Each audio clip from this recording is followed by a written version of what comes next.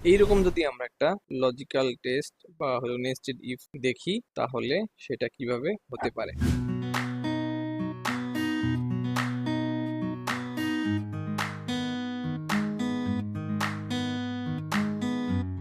ধরুন ইফ এইখানে আমি চাচ্ছি যে এই টোটাল সেলসটা গ্রেটার দেন ইকুয়াল টার্গেটের থেকে যদি বড় বা সমান হয় কোনটা টার্গেট আছে আমাদের, এই যে D2।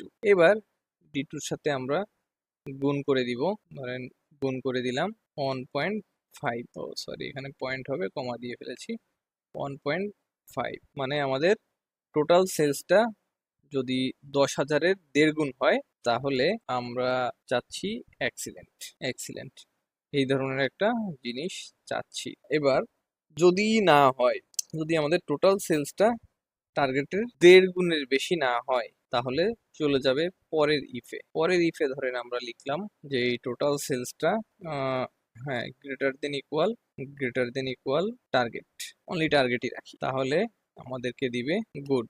তারপরে আমরা আরেকটা ইফ দিই, নেস্টেড ইফ। যদি আমাদের এই ইফটাও, এই কন্ডিশনটা, এই লজিক্যাল টেস্টটাও যদি ফলস হয় তাহলে পরের ইফে চলে যাবে। পরের ইফে আমরা দিয়ে দিচ্ছি C2 greater than equal D2। D2 এর দিয়ে দিলাম ধরেন 0.8%, 0.8 এই ধরনের কিছু একটা দিয়ে দিলাম। এইটা যদি ট্রু হয় তাহলে আমাদেরকে, আর যদি না হয় বাদ বাকি যা আছে সব পুয়ার।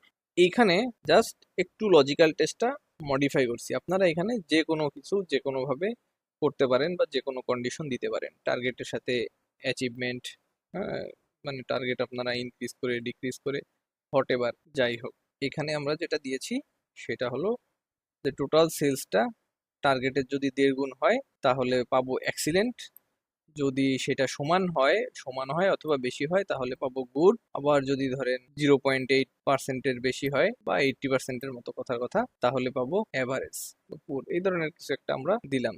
যদি কন্ডিশনগুলো ট্রু অথবা ফলস হয় তাহলে আমাদেরকে সেইভাবে ও ডেটাটা রিটার্ন করবে। এবার আমরা যদি নিচের দিকে টেনে দিই তাহলে দেখেন এই যে good, average, good, poor, good এইভাবে করে দেখাচ্ছে। এখানে পুয়ার আসলো কিভাবে, ধরেন এই যে 5,000 এটা আছে 8,000, 1.5 গুণের বেশি হয়নি তাই এক্সিলেন্ট আসেনি। পরেরটা চেক করেছে, পরেরটা দেখেন এখানে কি দিছি আমি, যে C5 মানে হলো total sales greater than equal D5, মানে 5,000 তো 8,000 থেকে বড় না, এটাও ফলস, এই জন্য গুড দেয় নাই। তারপরে 3 নম্বরে চলে গেছে যে C5 ধরেন এই 5,000 8,000 থেকে 8,000-এর 1.5 গুণও না, মানে সরি 1.5 গুণ বলতেছি, এখানে 0.8% না, তার জন্য এভারেজ দেয়নি। এটা আসলে 0.8% না, আমরা দিলাম একটা যে কোনো একটা সংখ্যা দিলাম, এটা এভারেজও হয়নি তাই এটা হয়ে গেছে পুয়ার। এইভাবে করে আসলে ইফ কন্ডিশন মানে নেস্টেড ইফ এইভাবে করে কাজ করে।